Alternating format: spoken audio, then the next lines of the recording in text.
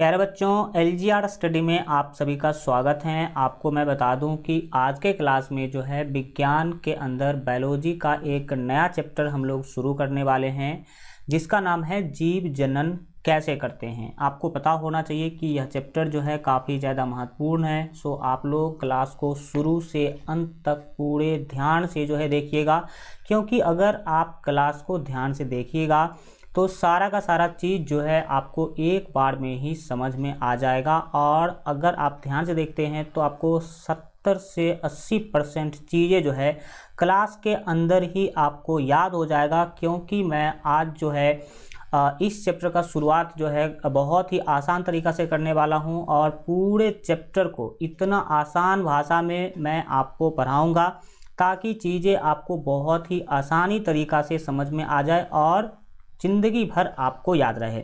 तो काफ़ी ज़्यादा महत्वपूर्ण जो है क्लास होगा, बने रहिएगा लास्ट तक हमारे साथ। क्लास के अंदर शुरू करते हैं, चीज़ों को सीखने समझने का जो है शुरुआत करते हैं। और जितने भी बच्चे, अगर आप लोग को के कोई भी मित्र भाई बहन अगर जो है एलजीआर स्टडी ऐप डाउनलोड नहीं किए हैं आप लोग भी, तो ज़रूर डाउनलोड कर लीजिएगा। और इस पर आप देख सकते हैं कि ये सारा का सारा जो बेनिफिट्स है बिल्कुल फ्री में आपको मिल जाएगा। वीडियो के डिस्क्रिप्शन में लिंक है, वहाँ से डाउनलोड कर लीजिए, या फिर आप लोग प्ले स्टोर से भी यह ऐप डाउनलोड कर सकते हैं। चलिए शुरुआत करते हैं हम अपने चैप्टर का नाम है जीव जनन कैसे करते हैं। चैप्टर, जैसा कि आप जानते हैं कि जब भी कभी हम कोई चैप्टर शुरू करते हैं तो सबसे पहले हम लोग उसके नाम पर फोकस करते हैं। तो अगर इस चैप्टर के नाम पर फोकस किया जाए तो जो आप चैप्टर का नाम देख रहे हैं, एक टाइप से क्वेश्चंस के रूप में आपको दिख रहा हो, क्वेश्चन के रूप में, कि जीव जनन कैसे करते हैं। तो जीव जनन कैसे करते हैं ये तो प्यारे बच्चों पूरे चैप्टर के अंदर जो है हम लोग पढ़ाई करने वाले हैं। और सबसे पहला और सबसे महत्वपूर्ण जो इसमें शब्द आता है वो है जनन। पूरे चैप्टर को समझने के लिए सबसे पहले आपको जनन समझना होगा, जानना होगा कि जनन क्या है। बहुत ही आसान भाषा में मैं आपको बता दूं कि देखिए, आप सभी जानते हैं कि सभी जीव अपने जैसे बच्चों का जन्म देते हैं। तो अपने जैसे बच्चों का जन्म देना ही जनन है। अगर आसान और साधारण भाषा में बोला जाए कि जनन क्या है, तो आप समझिए कि जितने भी प्राणी हैं वो सभी के सभी क्या करते हैं, अपने जैसे बच्चों को जन्म देते हैं। तो अपने जैसे बच्चों को जन्म देना ही क्या है, जनन है। और अगर जनन को और विस्तार से समझने की कोशिश करें तो आप बोल सकते हैं कि जनन एक जटिल, जनन याद रखिएगा, बच्चों को जन्म देना कोई साधारण जो है प्रक्रम नहीं है। तो जनन एक जटिल शरीर क्रियात्मक, यानी कि ये शारीरिक क्रियाओं से संबंधित है और शरीर क्रियात्मक प्रक्रम है, जिसके माध्यम से आपको पता होना चाहिए कि नए जीवधारी उत्पन्न होते हैं। बिल्कुल सही, वैसा प्रक्रम जिसके माध्यम से नए जीवधारी या फिर नए बच्चों का क्या होता है, जन्म होता है, नए बच्चे उत्पन्न होते हैं। और क्या करते हैं, वो अपनी संख्या बढ़ाते हैं। जन्म के माध्यम से कोई भी जीव क्या करते हैं, अपने जो है अपना संख्या बढ़ाते हैं। और जनन के द्वारा आपको पता होना चाहिए कि पीढ़ियों में निरंतरता बनी रहती है। अगर कोई भी जीव अपने जो है बच्चों का जन्म नहीं देंगे तो फिर उसका पीढ़ी वहाँ का वहाँ ही क्या हो जाएगा, रुक जाएगा। उसका जो पीढ़ी है या फिर वंश कह लीजिए, आगे उसे नहीं बढ़ेगा, उसके बाद ही क्या हो जाएगा, ख़त्म हो जाएगा। तथा आपको पता होना चाहिए कि जो है किसी जीव की मृत्यु होने पर भी उसकी जाति का जो है अस्तित्व बना रहता है। कब, जब आप अपने जैसे बच्चों का जन्म देते हैं, तब किसी का मृत्यु भी हो गया तो भी उसका जो खानदान है या फिर जो उसका जाति है या फिर वंश है वो क्या है, आगे बढ़ते रहता है। किसके माध्यम से, जनन के माध्यम से। और एक फ़नी टाइप चीज़ें हैं कि देखिए, और फ़नी टाइप क्या कहे कि हमारे इंडिया में हकीकत है, आपको पता होना चाहिए कि दुनिया का सबसे ज़्यादा जनसंख्या वाला जो देश है वो चीन है, और दूसरा नंबर पे हम लोग ही आते हैं, यानी कि इंडिया, ठीक है, भारत दूसरा नंबर का सबसे बड़ा, सबसे ज़्यादा जनसंख्या वाला क्या है, देश है। टॉप 10 जनसंख्या देशों में देखा जाए तो 5 नंबर पर ब्राज़ील है। 5 नंबर पर कौन है प्यारे बच्चों? ब्राज़ील है। और आपको जानकर आश्चर्य होगा कि ब्राज़ील का जितना जनसंख्या है ना, उतना हम लोग एक साल में क्या कर देते हैं, भारत वाले पैदा कर देते हैं। मतलब ब्राज़ील के जनसंख्या के बराबर यहाँ पर प्रत्येक साल जनसंख्या बढ़ जाती है। कितनी बड़ी बात है, समझ सकते हैं। और इस तरह से अगर इतना स्पीड में हमारा जनसंख्या प्यारे बच्चों बढ़ता रहा ना, तो ऐसा अनुमान है कि 2025 तक जो है हमारा, आपको पता होना चाहिए कि नंबर 1 होगा। हमारा नंबर क्या होगा? 1 होगा पूरे दुनिया में, यानी कि हम लोग चाइना को भी पीछे छोड़ देंगे, समझ सकते हैं। और जो कि अच्छी बातें नहीं हैं, बच्चे 2 ही अच्छे वाले आपने कंसेप्ट सुना भी होगा। तो ये है जनन, आपने समझा। अब जनन के बारे में हम आगे चीज़ें को देखेंगे। आपने नाम सुन रखा होगा डीएनए का, नहीं भी सुना है तो कोई दिक्कत नहीं है। डीएनए से रिलेटेड अभी एक बेसिक चीज़ हम पढ़ रहे हैं, लेकिन आगे इसी चैप्टर में डीएनए बहुत ही ज़्यादा डिटेल में मैं आपको पढ़ाऊँगा।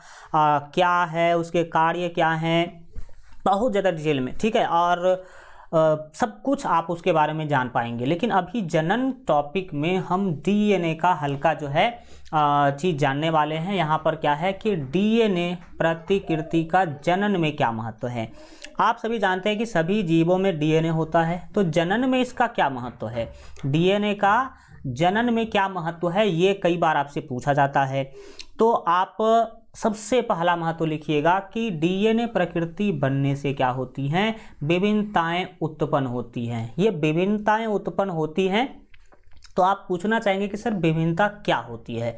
तो आपने प्यारे बच्चों देखा होगा कि एक ही माता पिता के 2 अगर बच्चे होते हैं, यानी कि 2 संतान होते हैं, तो वो भी 100% एक जैसे नहीं होते हैं, ठीक है। एक बच्चे का रंग रूप स्वभाव अलग हो सकता है और दूसरे का रंग रूप स्वभाव जो है अलग हो सकता है। तो दोनों तो है एक ही माता पिता के बच्चे, लेकिन दोनों में अंतर जो है ना, वही कहलाती है विभिन्नता। दोनों में अंतर क्या कहलाती है?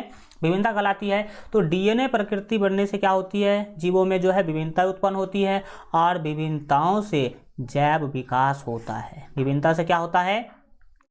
जैव विकास होता है। और आपको पता होना चाहिए कि इसी विभिन्नता के कारण किसी भी जाति के बहुत सारे जो है वो पाए जाते हैं, मतलब जीव पाए जाते हैं। जैसे आपने नाम सुना होगा बिल्ली का। बिल्ली किसकी प्रजाति मानी जाती है? बाघ की। और बाघ से भाई साहब बिल्ली कैसे हो गई?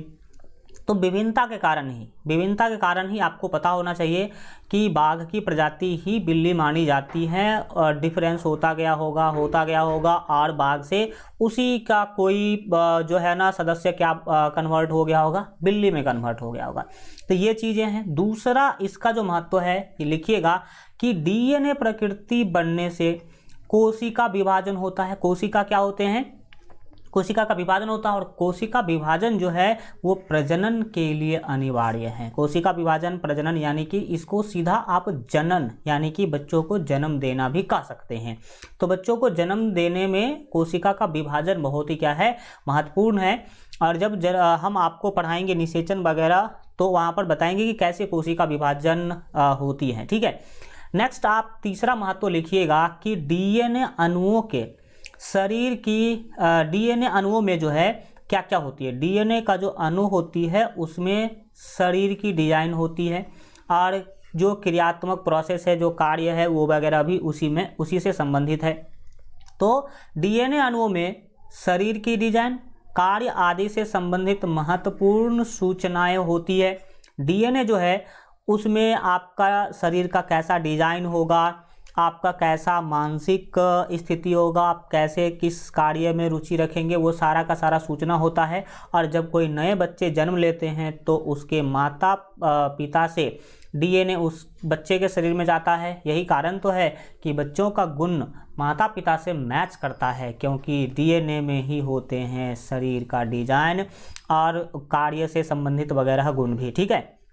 जिसके अनुसार शरीर की वृद्धि भी होती है और उसका विकास होता है। डीएनए के बिना कोशिका जीवित नहीं रह सकती, इसी कारण से डीएनए की प्रतिकृति बनना जनन के लिए आवश्यक है। अगर डीएनए नहीं होगा तो कोशिका जीवित ही नहीं रहेगी, और जीवित ही नहीं रहेगी तो कोशिका विभाजन होगी नहीं, और कोशिका विभाजन नहीं होगी तो फिर बच्चों का जो है जन्म ही नहीं होगा। तो जनन के लिए बहुत ही ज़्यादा महत्वपूर्ण है डीएनए। अब एक शब्द हम पहले भी चर्चा कर चुके हैं जो है विभिन्नता। विभिन्नता डिफरेंसेस क्या है देखिए, हम अभी जस्ट बता भी रहे थे कि एक ही माता पिता के दो संतान जो होते हैं, दो बच्चे जो होते हैं, वो 100% एक जैसे नहीं होते हैं, और ये जो चीज़ें हैं यही कहलाती है विभिन्नता। आपने देखा होगा कि एक बच्चा गोरा है, एक काला है, एक लंबा हो जाता है, एक छोटा हो जाता है, यही तो विभिन्नता है। अंतर, विभिन्नता मतलब अंतर। तो आप इसको लिख सकते हैं कि वे परिवर्तन जिसके कारण एक ही माता पिता के संतान आपस में एक दूसरे से भिन्न होते हैं, यानी कि एक दूसरे से अलग होते हैं, विभिन्नता कहलाता है। वो क्या कहलाता है? विभिन्नता कहलाता है। ये आप याद रखेंगे।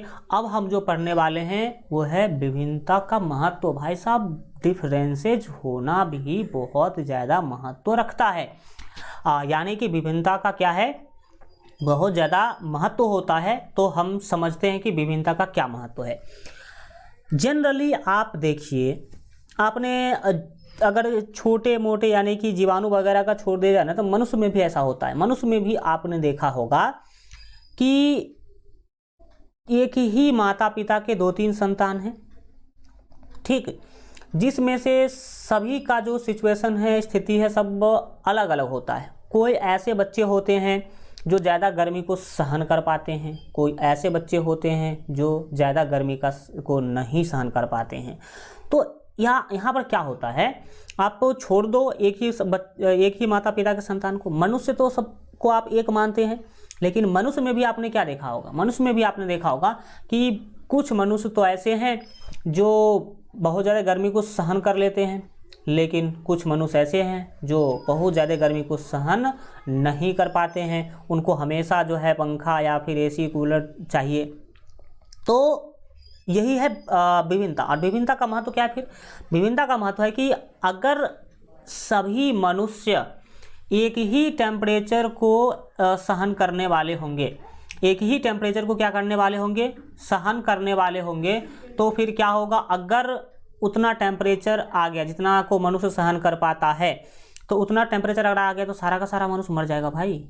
अगर जैसे मान लीजिए कि सभी मनुष्य, दुनिया के सभी मनुष्य में 40 डिग्री सेल्सियस टेम्परेचर ही सहन करने की क्या है, क्षमता है, सभी में इतना ही टेम्परेचर सहन करने की क्षमता है, तो फिर क्या होगा, अगर जिस दिन 40 से या फिर मान लीजिए कि 50 डिग्री सेल्सियस हो गया, 50 डिग्री सेल्सियस टेम्परेचर चला गया, तो सारे के सारे मनुष्य मर जाएंगे।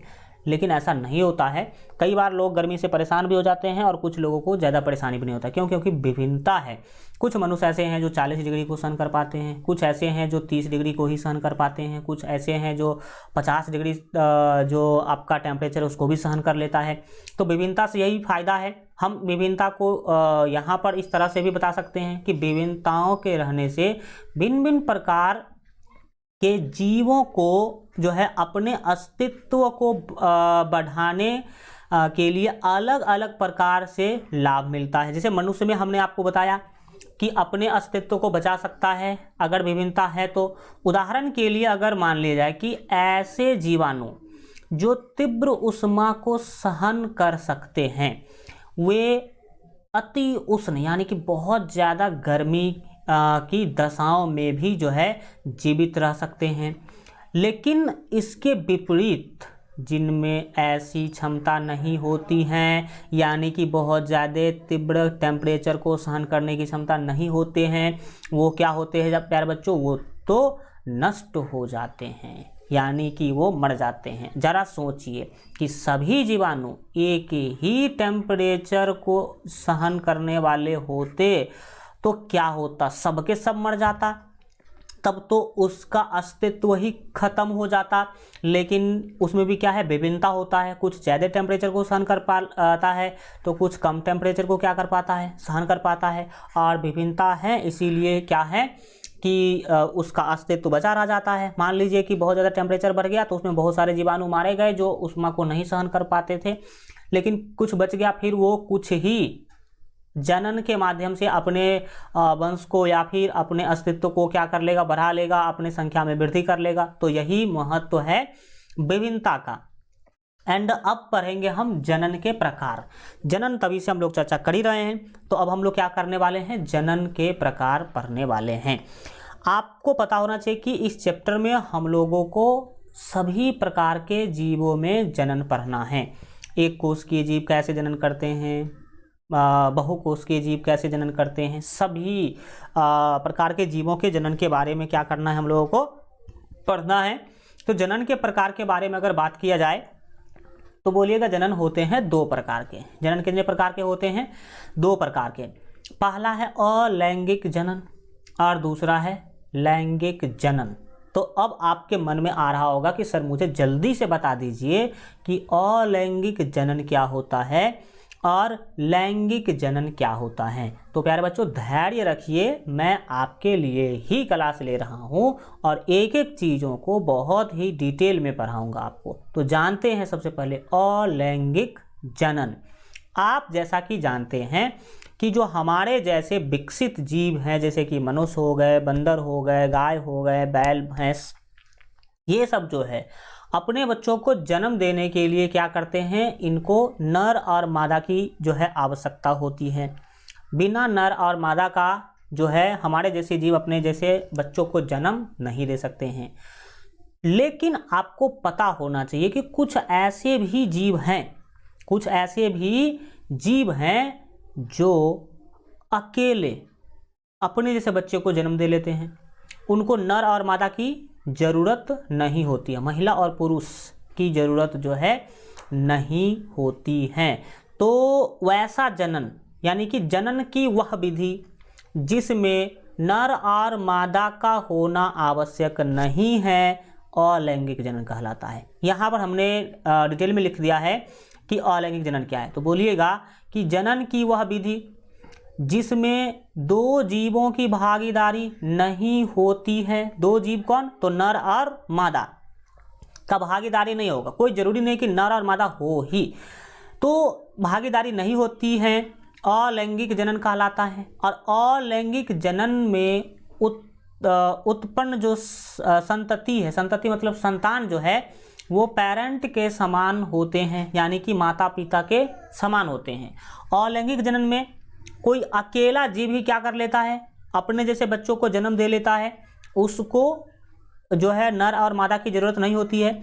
और इसका एक बहुत ज़्यादा महत्वपूर्ण पॉइंट है इस जनन के प्रकार का कि अलैंगिक जनन में जो है उत्पन्न संतति जो है, जो अलैंगिक जनन के माध्यम से जीव जन्म लेते हैं वो सेम टू सेम अपने पेरेंट के समान होते हैं। किसके समान होते हैं, अपने पेरेंट के समान होते हैं। उसमें कोई भी अंतर नहीं होता है, अर्थात आनुवंशिक रूप से समान होते हैं। जैसा उनका पेरेंट होगा सेम टू सेम वैसा ही होगा। लेकिन मनुष्य में ऐसा तो नहीं होता है, मनुष्य में हल्का न हल्का डिफरेंस देखने को मिलता ही है। और क्यों डिफरेंस देखने को मिलता है वो हम क्या करेंगे, आगे आपके साथ क्या करने वाले हैं उसका चर्चा करने वाले हैं। तो अलैंगिक जनन आपने समझा, अलैंगिक जनन किस किस जीवों में होता है, कैसे कैसे होता है, किस विधि से होता है ना, वो पूरा आगे पढ़ने वाले हैं। तो अभी धैर्य रखें और मेरे साथ बने रहें। नेक्स्ट है लैंगिक जनन। तो अलैंगिक का जस्ट उल्टा होगा लैंगिक जनन। अलैंगिक जनन था जिसमें दो जीवों की भागीदारी नहीं थी। लेकिन प्यारे बच्चों लैंगिक जनन जो है, जनन की वह विधि है जिसमें दो जीवों का होना एकदम आवश्यक है, नर और मादा का होना। तो आप लिखिएगा कि जनन की वह विधि जिसमें नर एवं मादा दोनों की भागीदारी होती है लैंगिक जनन कहलाती है। और लैंगिक जनन में उत्पन्न जो संतति है, संतान जो होते हैं वो आनुवंशिक रूप से भिन्न होते हैं। आनुवंशिक रूप से क्या होते हैं, भिन्न होते हैं। ये 100% अपने पेरेंट के जैसे नहीं होते हैं या फिर अपने भाई बहन के जैसे नहीं होते हैं। ओके, तो ये है आपका अलैंगिक जनन। अब प्यारे बच्चों, आपको पता होना चाहिए कि अब इस पूरे चैप्टर में बस 2 ही चीज़ें पढ़ना है। पहला तो यह पढ़ना है कि अलैंगिक जनन विधि द्वारा किस किस जीवों में और किस प्रोसेस के द्वारा जनन होता है, एंड दूसरा है लैंगिक जनन द्वारा किस किस जीवों में किस प्रोसेस से जनन होता है, और जनन अंगों के बारे में भी यहाँ पर हम लोग क्या करेंगे, पढ़ाई करेंगे।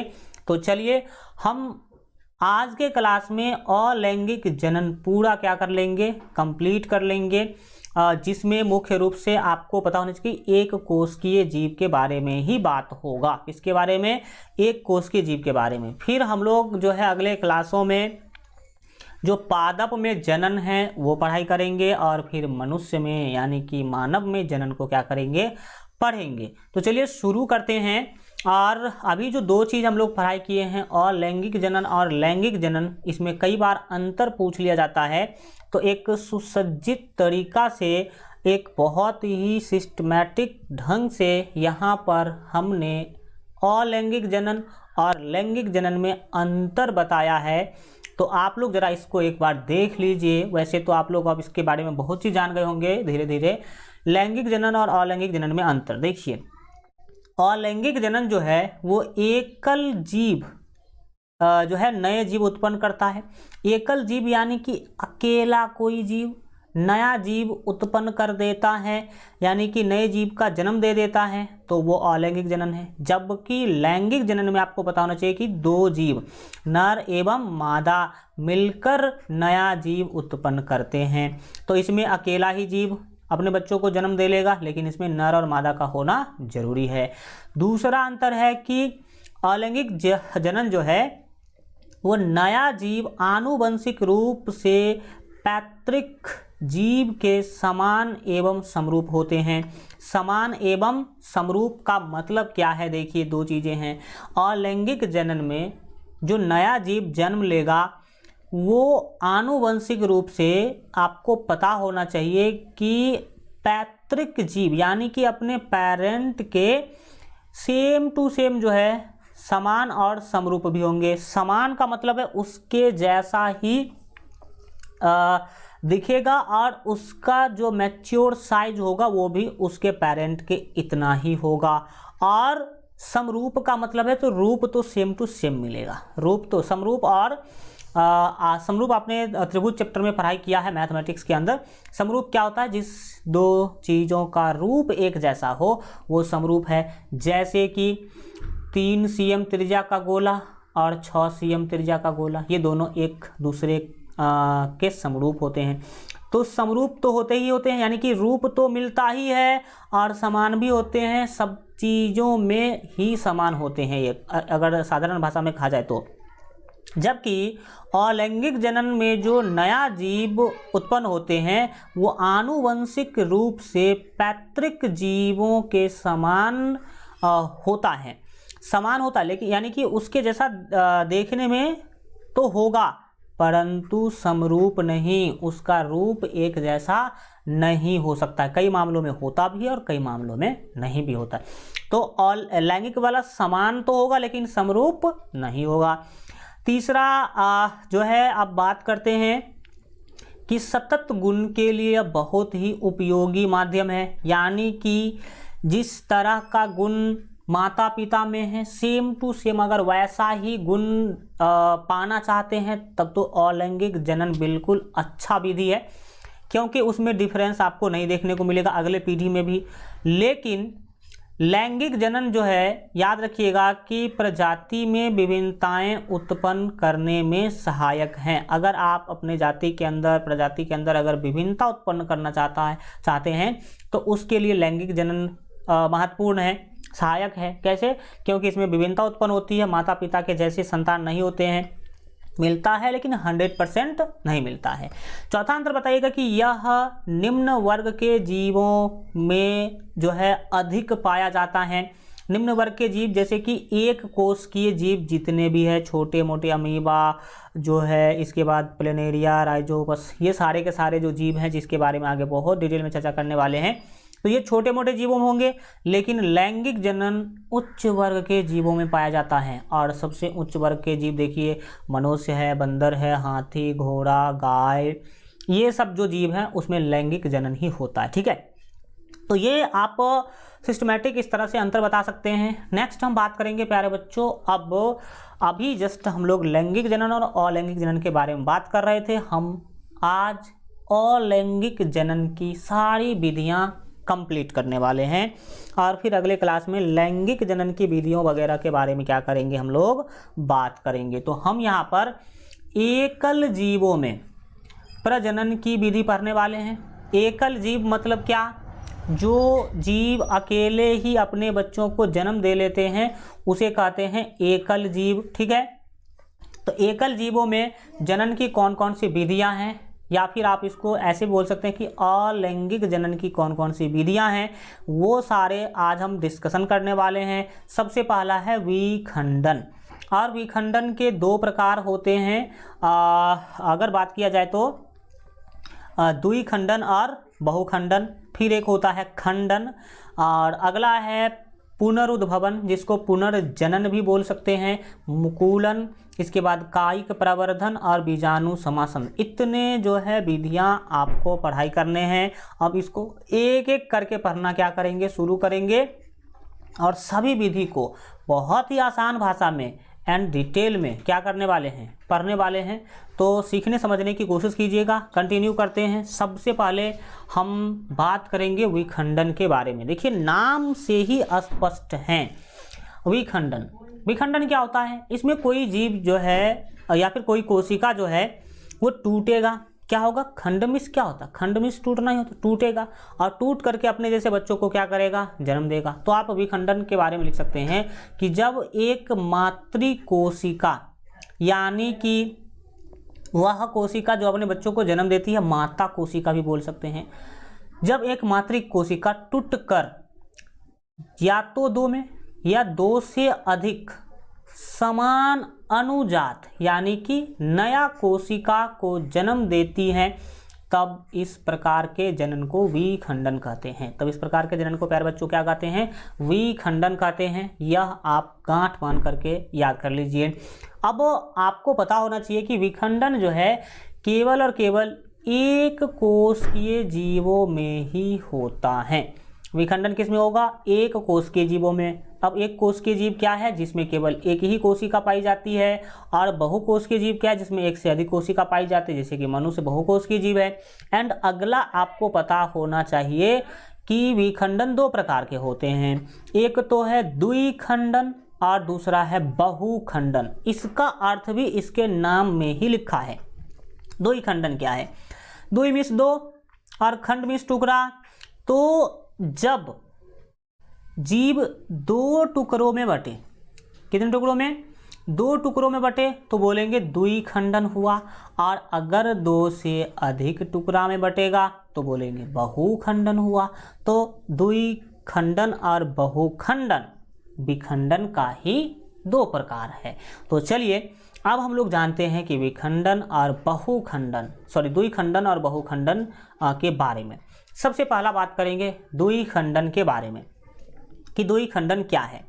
नाम से स्पष्ट है, जीव दो खंडों में क्या होगा, टूटेगा, दोनों समान रूप में क्या होगा, टूटेगा, कोई छोटा कोई बड़ा नहीं होगा। तो बोलिएगा कि जब एक मातृ कोशिका, यानी कि वह कोशिका जो अपने बच्चों को जन्म देती है, मातृ मतलब माता, माता समझते ना, ये समझते होंगे। तो कोई अगर मातृ कोशिका, जब एक मातृ कोशिका टूटकर दो कोशिका में विभाजित हो जाती हैं, तब इस प्रकार के जनन को द्विखंडन कहते हैं। इस प्रकार के जनन को क्या कहते हैं प्यारे बच्चों, द्विखंडन। अब ये किस किस में पाया जाता है, तो याद रखिएगा अमीबा में पाया जाता है पहला तो, क्योंकि एग्जाम में पूछेगा एग्जाम्पल बहुत पूछा जाता है। तो पूछेगा कि अमीबा में किस विधि से जनन होता है, तो द्विखंडन से। और दूसरा लेशमानिया, और लेशमानिया ही काला जार का रोगाणु है। लेशमानिया के कारण ही काला जार, एक बुखार टाइप का बीमारी होता है, इसमें जो मरीज है उसको बुखार अनुभव होता है, तो ये लेशमानिया के कारण ही कालाजार का रोग होता है। तो लेशमानिया में भी ये होता है। अब वो बहुत ही फेमस है, आप यहाँ पर देख सकते हैं अमीबा में हमने दिखाया है कि कैसे द्विखंडन होता है। तो यह एक जो है कह सकते हैं कि पेरेंट अमीबा है। अब ये देख सकते हैं यहाँ पर बीच से दो भागों में जो है फर्स्ट स्टेप में यहाँ पर दिख रहा होगा कि टूटने जा रही है। यहाँ पर यही संरचना आपको हल्का दिख रहा होगा कि और क्या है, लंबा हो गई और टूटने अंदर की ओर धंस रही, यानी कि टूटने के कगार पर जा रही है। और ये धीरे धीरे देख सकते हैं कि लंबा होते हुए और बीच से टूटने की चेष्टा कर रहा है। तीसरा स्टेप के बाद आप चौथा स्टेप में देख सकते हैं कि लगभग ये दो भागों में विभाजित हो जाता है, ऑटोमेटिक, इसको कराता नहीं कोई, ये खुद ये क्या करती है, टूटती है। और फिर आप पांचवा स्टेप में देख सकते हैं कि इस दो में से एक इधर और एक इधर, यानी कि दो टुकड़ों में ये क्या हो चुका है, टूट चुका है। और इसमें याद रखिएगा कि जो द्विखंडन है ना, इसमें जो केंद्रक होते हैं ना, केंद्रक, वो भी आधा आधा टूटते हैं। आधा केंद्रक इसमें और आधा केंद्रक जो है इसमें जाएगा। अमीबा जो है इसका साइज कोई फिक्स नहीं होता है, स्टार के जैसे आप कैसे भी घींच घाच करके बना दीजिए और इसमें केंद्रक दे दीजिए, यही क्या है, अमीबा है। तो अमीबा का जो बीच वाला पार्ट है, जो ऐसे ये वाला चीज़ आपको दिख रहा है, यही केंद्रक कहलाता है। अमीबा का यह क्या कहलाता है, केंद्रक कहलाता है। और जब द्विखंडन होता है तो केंद्रक दो भागों में टूट जाता है, आधा भाग इसमें और आधा भाग इसमें क्या हो जाता है, चला जाता है, क्योंकि भाई साहब बिना केंद्रक का जिएगा कैसे वो। तो केंद्रक इसमें भी जाते हैं, इसमें भी जाते हैं। तो इस तरह से अमीबा में द्विखंडन होता है। अमीबा में द्विखंडन को एग्जाम में बोलेगा कि चित्र के द्वारा दिखाएं, तो दिखा दीजिएगा, ऐसे क्या दिक्कत है। इसी क्वेश्चन को 2 मार्क में पूछे कि द्विखंडन को परिभाषित करें, तो आप ये परिभाषा भी लिख दीजिएगा, एग्जाम्पल भी दे दीजिएगा और फिगर भी बना दीजिएगा। एकदम 100% मार्क आपको मिलेगा, काहे नहीं मिलेगा भाई, ठीक है। तो आपने द्विखंडन समझा और देखा भी कि कैसे दो टुकड़ों में बंटकर कोई जीव अपने जैसे जीवों को जन्म देता है। तो यह तो हो गया द्विखंडन। अब हम बात करेंगे आगे दूसरा जो है बहुखंडन के बारे में। याद रखिएगा कि ये वाला जो फिगर है ना, बहुत VVI है। आपको एग्जाम में इसको ऐसे पूछ सकता है, पूछेगा कि अमीबा में द्विखंडन को चित्र द्वारा दिखाएं, तो दिखाना होगा चित्र बना करके। तो ये सिंपल चित्र है, कोई भारी भी नहीं है, तो आप बना लीजिएगा ऐसा, इसको प्रैक्टिस कर लीजिएगा। अगला है बहुखंडन। नाम में सब स्पष्ट है, बहु मतलब बहुत ही खंडों में ये क्या होगा, टूटेगा। तो लिखिएगा कि जब एक मात्र कोशिका टूटकर बहुत सारे कोशिकाओं में विभाजित हो जाती हैं, तब इस प्रकार के जनन को बहुखंडन कहते हैं। और ये बहुखंडन प्लाज्मोडियम में होता है। किसमें, प्लाज्मोडियम में बहुखंडन का प्रोसेस होता है। एग्जाम में पूछेगा कि बहुखंडन द्वारा जनन होता है किसमें, तो बोलिएगा प्लाज्मोडियम में। प्लाज्मोडियम से ही मलेरिया जो है रोग होता है। प्लाज्मोडियम मलेरिया परजीवी है, यानी कि प्लाज्मोडियम के कारण ही लोगों में मलेरिया बीमारी देखने को मिलता है। एग्जाम पल के तौर पर आप ये बता सकते हैं कि प्लाज्मोडियम जो है वो क्या होती है, एक दो टुकड़ों में नहीं, बहुत सारे टुकड़ों में टूट जाती है। और जितना टुकड़ा होता है ना, वो सब एक नया जीव होता है। जैसे कोई प्लाज्मोडियम है तो वो बहुत ही छोटे छोटे टुकड़ों में क्या हो गया, टूट गया, लेकिन सभी का साइज सेम होगा। सभी का साइज क्या होगा, सेम होगा। तो जितने टुकड़ा में बटा ना, ये सभी टुकड़ा एक नया जीव होगा। यह सभी क्या बन जाएगा, एक नया जीव बन जाएगा, यानी कितने सारे प्लाज्मोडियम का जन्म हो गया। सीधा आप समझ सकते हैं आसान भाषा में। नेक्स्ट हम दूसरा जो है ना वो जनन विधि का बात करेंगे, जिसका नाम है खंडन। खंडन में क्या होता है, बोल सकते हैं कि इस क्रिया में बहुकोशिकीय जीव, देखिए वहाँ था विखंडन, वहाँ क्या था, विखंडन था, ठीक है। तो विखंडन में आपने देखा कि एक कोशिकीय जीव टूटा है, अमीबा हो या फिर बाकी जितने भी थे उधर एक कोशिकीय जीव ही थे। लेकिन खंडन में बहुकोशिकीय जीव का चर्चा चल रहा है, तो क्या बोलेंगे, इस प्रक्रिया में बहुकोशिकीय जीव परिपक्व होकर, यानी कि मैच्योर जब हो जाता है, तो वो क्या होता है, छोटे छोटे टुकड़ों में खंडित हो जाता है। तो अगर ऐसा कोई बहुकोशिकीय जीव है जो मैच्योर होने के बाद, परिपक्व होने के बाद छोटे छोटे टुकड़ा में अगर खंडित हो जाता है, इसके बाद प्रत्येक टुकड़ा एक नया जीव के रूप में विकसित होता है, तो इस प्रकार का जो जनन है वो खंडन कहलाता है। और खंडन बहुकोशिकीय जीवों में होता है, ये आप क्या करें, याद रखें। और अगर पूछा जाए कि खंडन के द्वारा किस जीवों में जनन होता है, तो स्पाइरोगायरा का यह फिगर है। तो बोल दीजिएगा कि स्पाइरोगायरा में खंडन विधि से क्या होता है, जनन होता है। बस, और ज़्यादा इसमें करने की ज़रूरत नहीं है, इसका फिगर वगैरह भी उतना ज़्यादा नहीं पूछा जाएगा। नेक्स्ट है पुनरुद्भवन, या इसको पुनर्जनन भी कह सकते हैं, या फिर से जन्म लेना भी कह सकते हैं।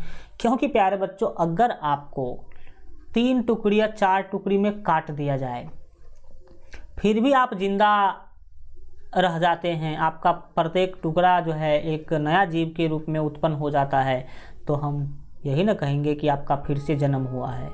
आपका क्या हुआ है, फिर से जन्म हुआ है। तो कुछ ऐसा ही यहाँ पर होता है। पुनर्जनन में क्या है, कुछ ऐसे जीव है प्यारे बच्चों जिसको अगर किसी भी कारण से अगर वो 2-3 टुकड़ों में कट जाए, तो फिर प्रत्येक टुकड़ा एक नया जीव बना लेता है। इसी प्रकार के जनन को हम जो है पुनर्जनन कहते हैं या पुनरुद्भवन कहते हैं। क्या है, देखिए किस किस में होता है। हाइड्रा और प्लेनेरिया जैसे सरल प्राणियों को यदि कोई टुकड़ों में यदि कई टुकड़ों में काट दिया जाए, तो प्रत्येक टुकड़ा विकसित होकर जो है पूर्ण जीव का निर्माण कर देता है। पूर्ण जीव यानी कि पूरा जीव का वो क्या कर लेते हैं, निर्माण कर लेते हैं। और यह प्रक्रम जो है पुनरुद्भवन या पुनर्जनन कहलाता है। अगर पुनर्जनन से पूछेगा कि किस किस में जन्म होता है, तो हाइड्रा में और प्लेनेरिया में। हाइड्रा प्लेनेरिया कई बार पूछा भी गया है, हम यहाँ पर प्लेनेरिया को दिखा रहे हैं। प्लेनेरिया आप यहाँ पर देख सकते हैं कि ये एक पहले जीव था। अब इस जीव को यहाँ पर देख सकते हैं कि 3 टुकड़ों में काट दिया गया, लेकिन ये 3 टुकड़ा में काटने के बाद भी मरा नहीं। सभी जो नया टुकड़ा है, सभी जो तीनों टुकड़ा है वो फिर विकसित हो गया नए जीव के रूप में, और एक जीव से 3 जीव बन गया। तो ये है पुनरुद्भवन। एग्जाम में प्लेनेरिया में पुनरुद्भवन को चित्र के माध्यम से दिखाने के लिए बोलेगा, तो आप ऐसे ही क्या कीजिएगा, दिखाइएगा। जितने भी फिगर हम बताएंगे ना प्यारे बच्चों, उसका प्रैक्टिस करते चलना है आपको, वो बनाने आपको आना चाहिए। और नेक्स्ट बात करेंगे मुकुलन के लिए।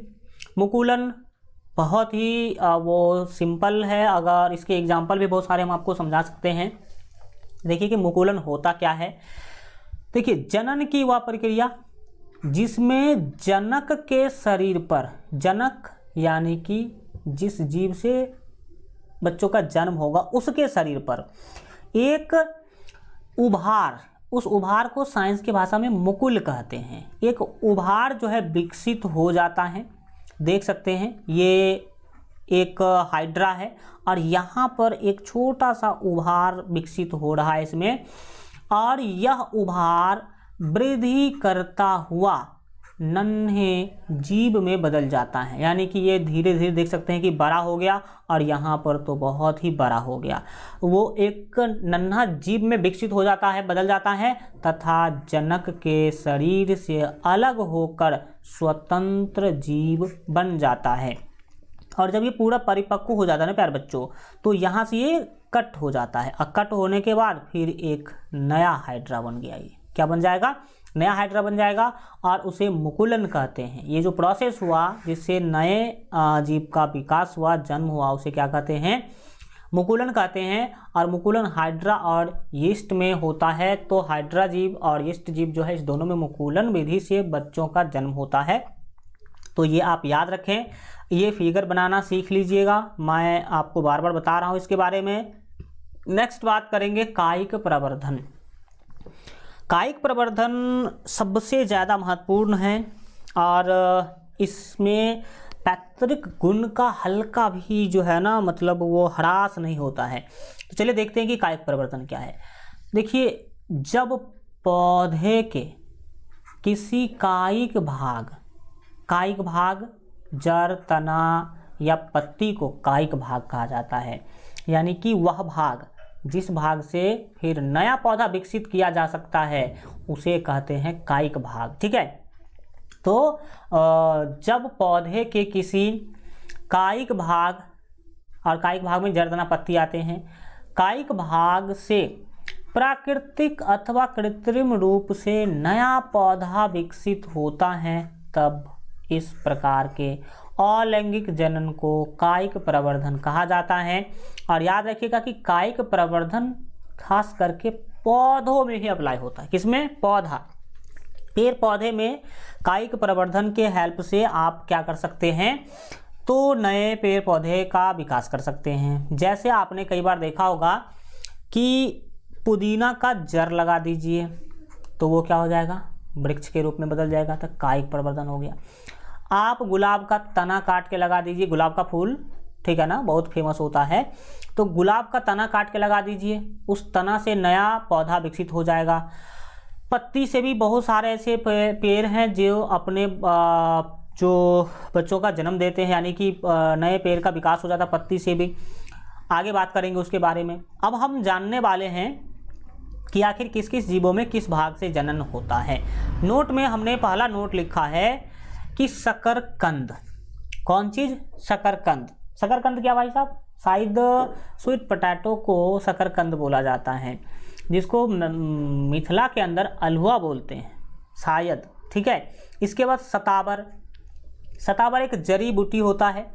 इसके बाद दहेलिया इत्यादि पौधों में जड़ों द्वारा कायिक प्रवर्धन होता है। तो जड़ से कौन ऐसे पौधे हैं जो विकसित किए जाते हैं, तो जड़ से आप शकरकंद का नया पौधा विकसित कर सकते हैं, और सतावर का और दहेलिया का भी, और भी बहुत सारे होंगे, लेकिन महत्वपूर्ण आपके लिए इतना ही है। नेक्स्ट अब बात करेंगे तना से किस किस पौधा का आप पेड़ लगा सकते हैं। तो पहला है जलकुंभी। जल में जो कुंभी होते हैं वो फोम जैसा उसका ये होता है, मतलब एक भाग होता है तना, तो जलकुंभी है। दूब घास जानते ही हैं। इसके बाद आलू, अदरक, हल्दी, प्याज, लहसुन, केला, नींबू, अंगूर, गन्ना, चाय, गुलाब। इसके बाद कैक्टस, वो कांटा वाला पेड़ जो होता है रेगिस्तान में होते हैं, बट हमारे इधर भी अब वो लगा लेते हैं कई सारे लोग। तो कैक्टस आदि में जो है तना द्वारा कायिक प्रवर्धन होता है, यानी कि इन सभी पौधों का तना काट के अगर आप लगा देते हैं तो क्या होगा, वो नया पौधा में विकसित हो जाएगा। ठीक है, नेक्स्ट बात करेंगे हम कुछ उस प्रकार के पौधा के बारे में जिससे के पत्ता से नया पौधा बन सकता है। तो याद रखिएगा ब्रायोफिलम, इसको जो है अजूबा के नाम से भी कई जगह पे जाना जाता है। किसके नाम से? अजूबा। ब्रायोफिलम को आप क्या कहते हैं? अजूबा कहते हैं। कई जगह पे पत्थल चूड़ या फिर कुछ इस तरह के नाम से भी इसे जाना जाता है। ठीक है, तो पत्थल चूड़ बोलिए, अजूबा बोलिए या ब्रायोफिलम बोलिए, इनमें पत्ती द्वारा कायिक प्रवर्धन होता है। किसके द्वारा प्यारे बच्चों? पत्ती के द्वारा। देख सकते हैं, आपको फिगर में दिख रहा होगा कि पत्ती से नए नए पौधे का क्या होता है, विकास होता है। क्या करना होता है, मेरे पास यह पौधा है जो है था, लेकिन अभी फ़िलहाल में नहीं है। मैंने देखा था क्या होता था कि अगर इसका कोई पत्ता, ये वो नया पत्ता नहीं, हल्का जो एकदम परिपक्व हो चुका हो, मैच्योर पत्ता हो चुका हो, वो अगर आप तोड़ करके और मिट्टी पर गिरा दीजिए, छोड़ दीजिए मिट्टी पर, तो फिर यहाँ से क्या हो जाते थे, इसके नए नए पौधा जो है निकलना शुरू हो जाते थे। कुछ समझ में आया? तो पत्ता के हेल्प से हमने देखा है अपने आँखों से इसमें जो है प्रजनन होते हुए। तो आप यहाँ पर हमने लिख भी दिए कलिकाओं के साथ ब्रायोफिलम की पत्ती।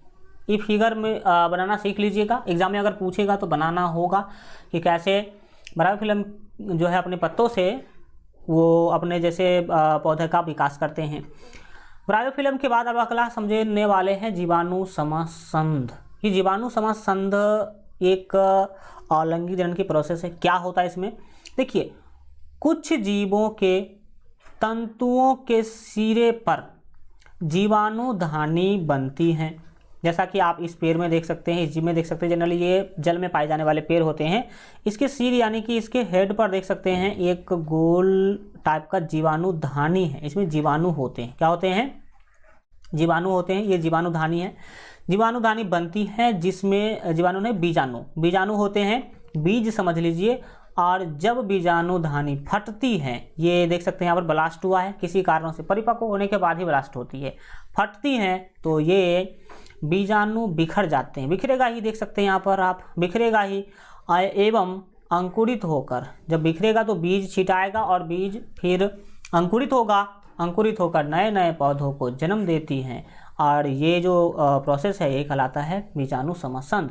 बीजाणु समसंध के द्वारा जो है राइजोपस और म्यूकर, ये दो महत्वपूर्ण जीव है जिसमें इस तरह से जो है अपने बच्चों का विकास होता है। बीजाणु समसंध एक तरह से देखा जाए तो प्रजनन के लिए बहुत ज़्यादा महत्वपूर्ण है, क्योंकि इसमें एक टाइम पर लाखों नए जीव उत्पन्न होते हैं। उसमें से अगर हजारों मर भी जाएं तो कोई फर्क नहीं पड़ता है।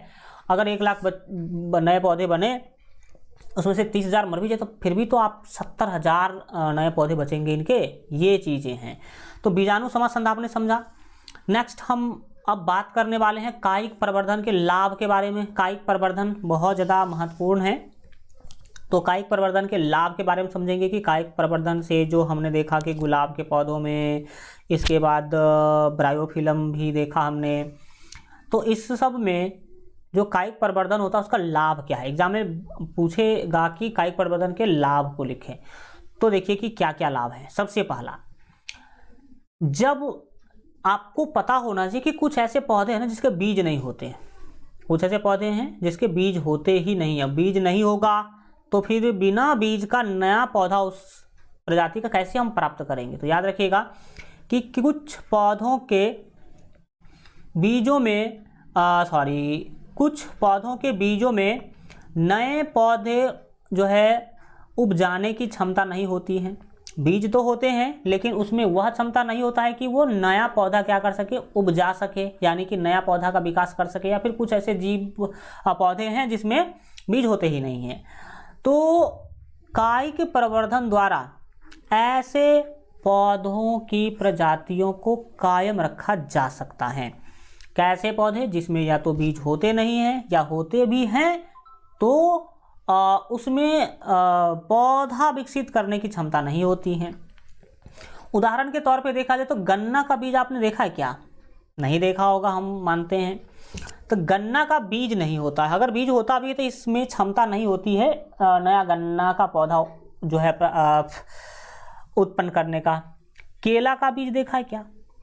आलू का जो बीज है वो आपने नहीं देखा होगा। आप बोलेंगे सर आलू का बीज तो देखे हैं। याद रखिएगा कि आलू जो आप सब्जी बना के खाते हैं ना, वो बीज नहीं है, वो तना है।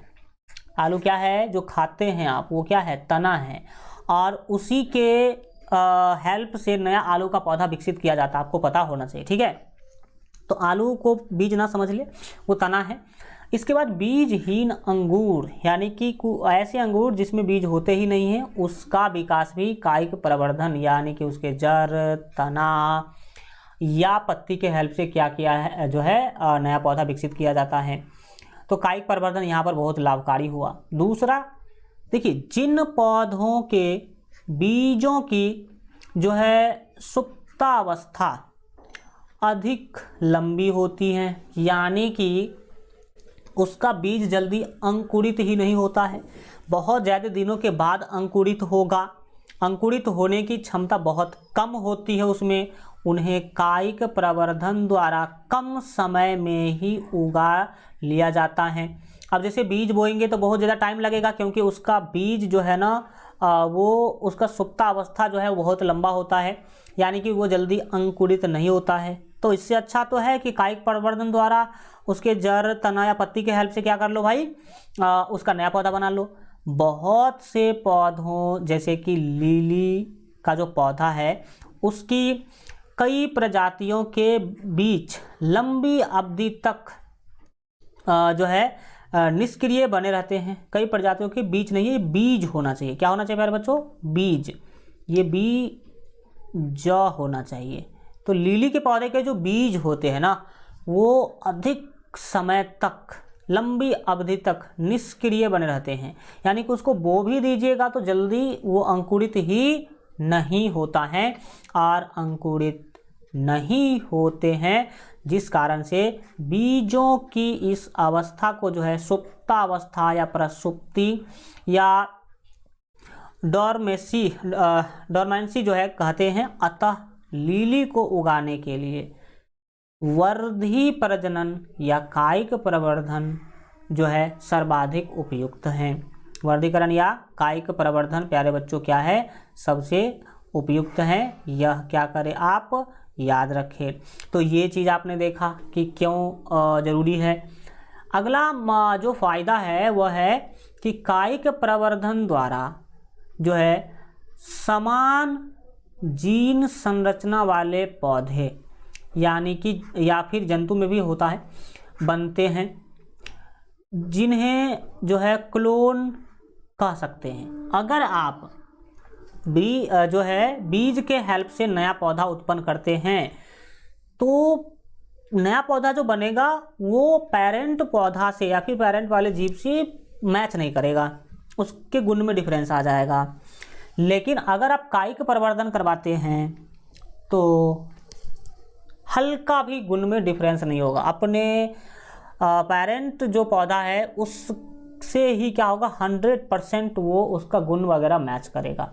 तो वही लिखे हैं कि कायिक प्रवर्धन द्वारा समान जीन संरचना वाले पौधे या जंतु जो है बनते हैं और उसे क्लोन कहते हैं। अतः कायिक प्रवर्धन द्वारा समान गुणों वाले जीवों की विशाल आबादी को कायम रखा जा सकता है। बीज अगर बोते हैं तो उतना जो है ना सेम गुण नहीं दिखता है, लेकिन अगर सेम गुण वाला पौधा अगर ये करना चाहते हैं तो उसके लिए कायिक प्रवर्धन बहुत ही अच्छा है। एंड लास्ट है कि इस विधि द्वारा पौधों की जातियों की जो है शुद्धता को कायम रखा जा सकता है। देखिए आपको मैं बता दूं कि गेहूं, अगर कोई किसान खेती करता है गेहूं का, किस चीज़ का, गेहूं का करता है, तो आपको पता होना चाहिए कि गेहूं में अगर इस बार मार्केट से खरीद के लाया हाइब्रिड वाला बीज, हाइब्रिड वाला क्या लाया, वो बीज लेके आया किसान, हाइब्रिड वाला बीज लाया और इस बीज को इस बार क्या कर दिया, इस खेती में बो दिया। यहाँ से उनको मिले बहुत ढेर सारे गेहूं, क्योंकि हाइब्रिड वाला बीज था तो अच्छा उपज हुआ।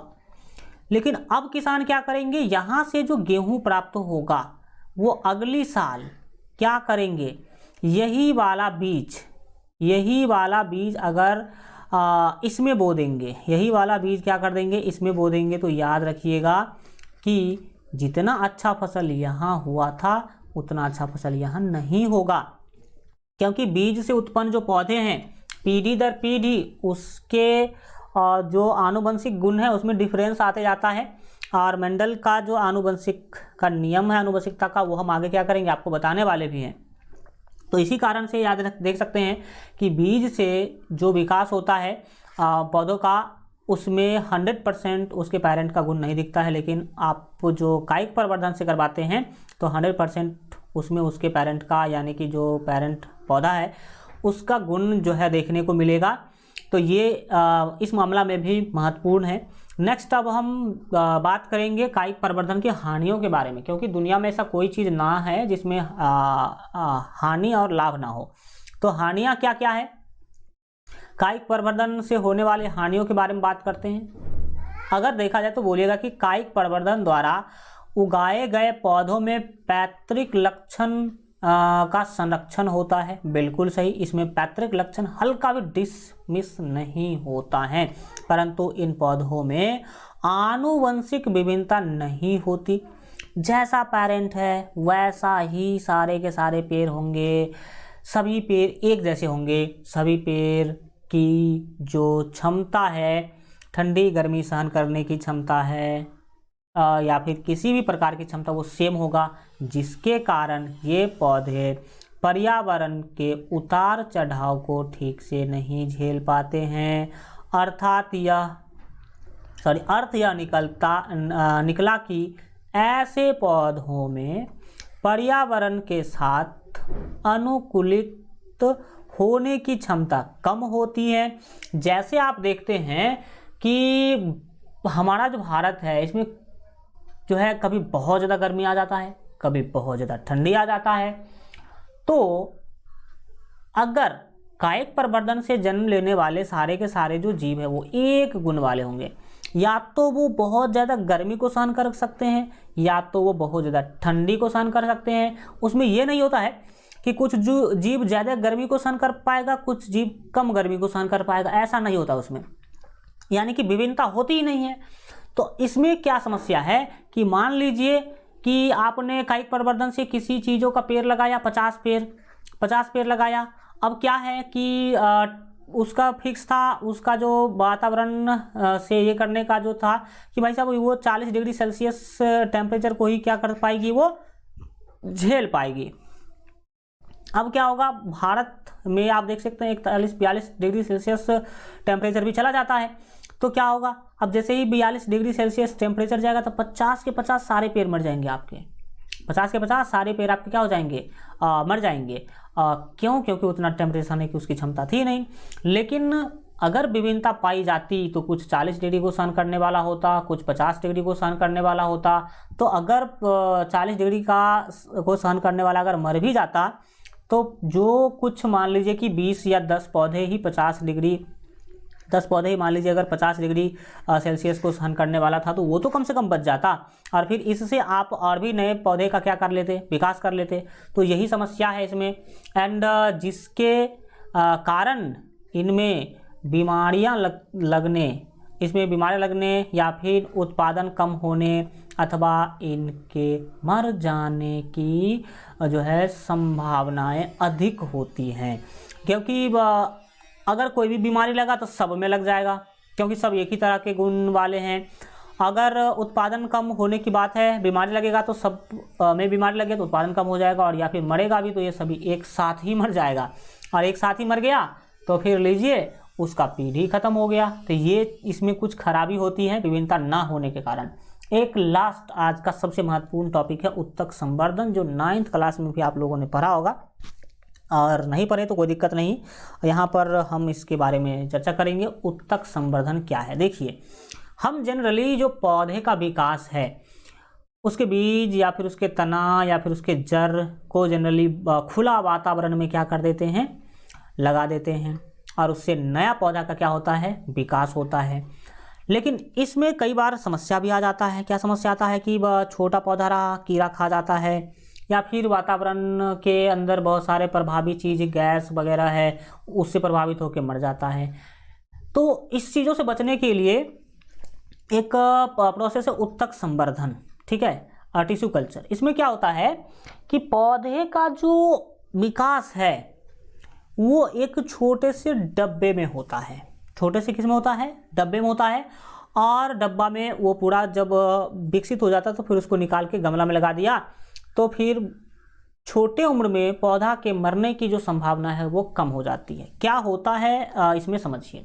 देखिए, उत्तक संवर्धन वह तकनीक है जिसमें पौधे के उत्तक अथवा उसकी कोशिकाओं को पौधे के शीर्ष के वर्धमान भाग से पृथक कर नए पौधे लगाए जाते हैं। कोई पौधा लिया, उसमें से उत्तक या कोशिका निकाल लिया, और उसी के उत्तक या कोशिका के हेल्प से नया पौधा बनाया जाता है। और इन कोशिका वगैरह या फिर उत्तक निकाल करके इन कोशिकाओं को कृत्रिम पोषक माध्यम में रखा जाता है। मान लीजिए एक डब्बा में वो सारा का सारा न्यूट्रिएंट्स रख दिया गया, पोषक पदार्थ रख दिया गया और उसमें डाल दिया गया, जिससे कोशिकाएं विभाजित होकर अनेक कोशिकाओं का छोटा समूह बनाती हैं, जिसे कैलस कहते हैं। क्या कहते हैं? कैलस कहते हैं। और कैलस को वृद्धि एवं विभाजन के हार्मोन युक्त एक अन्य माध्यम में स्थानांतरित करते हैं। जो कैलस अगर बन गया तो फिर इसको क्या करते हैं, जहाँ पर उसको जीवित रहने का सारा पौष्टिक चीज़ें होता है वहाँ पर क्या कर दिया जाता है, उसमें से निकाल के उसमें रख दिया जाता है।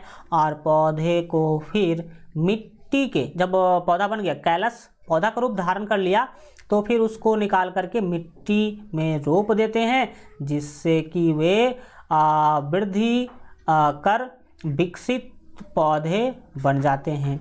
उत्तक संवर्धन तकनीक द्वारा किसी एकल पौधे से अनेक पौधे संक्रमण मुक्त, यानी कि बिना किसी रोग के, बिना कीड़ा मकोड़ा के डर से जो है परिस्थितियों में उत्पन्न किए जा सकते हैं।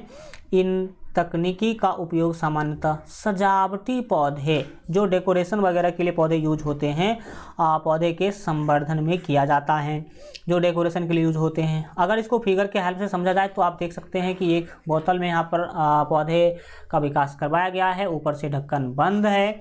अब देखिए इसमें होता क्या है, यहाँ पर देख सकते हैं कि किसी ऐसे पोषक पदार्थ में क्या कर दिया गया, जो पौधा का जो ये उत्तक या फिर कोशिका निकाल करके इसमें क्या कर दिया गया, डाल दिया गया। अब ये धीरे धीरे क्या करेगा प्यारे बच्चों, विकास करेगा। तो ये विकसित होकर के कोशिका विभाजन के माध्यम से देखो ये कैलस में बदल गया। किस में बदल गया, कैलस में।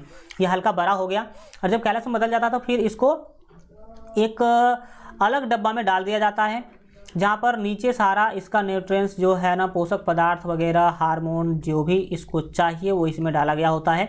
और फिर इसमें से निकाल करके, एक मिनट, हाँ यहाँ पर आप देख सकते हैं, एक मिनट क्या हो गया भाई, देखो कैलस को वृद्धि एवं जो है विभाजन हेतु जो हार्मोन युक्त एक अन्य माध्यम में जो है स्थानांतरित कर दिया जाता है।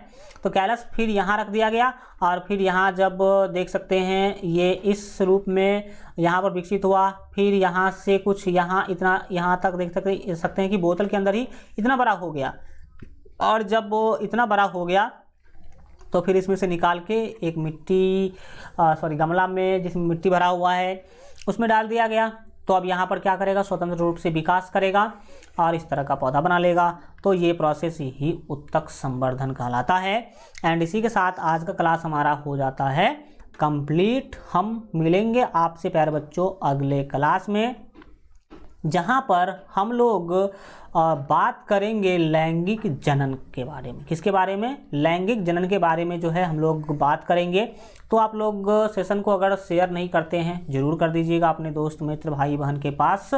जो बच्चे अगर अभी तक नहीं जानते हैं कि इस तरह का क्लास LGR स्टडी पे चल रहा है, तो उनको भी जो है इसके बारे में जो है पता चल जाए और वो भी इसका फ़ायदा उठा सके। तो शेयर जरूर कीजिए। और पेड कोर्स जितने प्यारे बच्चे अगर अभी तक ज्वाइन नहीं किए हैं तो ज़रूर ज्वाइन कर लीजिएगा। अभी 50% का आपको ऑफ में मिल जाएगा वहाँ से, यानी कि इससे ज़्यादा भी आपको ऑफ मिल जाएगा। आप इस नंबर पर कांटेक्ट करके हमसे कोर्स के बारे में सारा जानकारी ले सकते हैं।